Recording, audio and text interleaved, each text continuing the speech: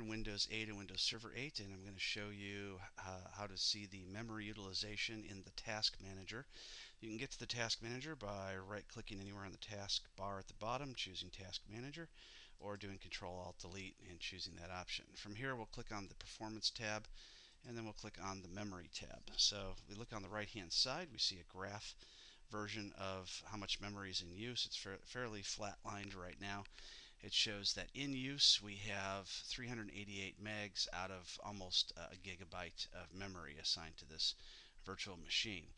And the bottom here we see some different things that show additional information about the memory that's being used. And that information is the committed. First of all, the committed is the page file that's on the server or the workstation. This is the total size of the page file, 2.7 gigabytes, and this is how much is actually in use. So that's virtual RAM. On the right-hand side, we see cached information. That's memory that's just being used for system resources to make Windows run. So that at this point is 247 megabytes is currently being cached and used by the system processes. At the bottom here we see the paged pool. So you have, this is similar to the kernel memory paged pool in previous versions of Windows, and the paged pool is the virtual memory that's being used by the kernel. That's the lower level processes of Windows that's running. And over on the right hand side we see the non-paged pool. That's the physical amount of RAM that's being used. It's not virtual, not being part of the page file.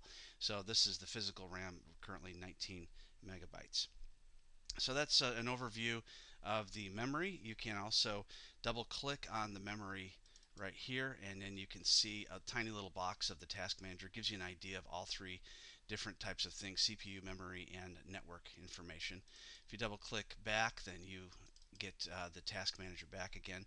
You can also double click inside the memory box itself, which is interesting, and then you'll end up getting just the memory box that will show up graphically. And if you want to go back to the full Task Manager, you just go back to the top and double click again.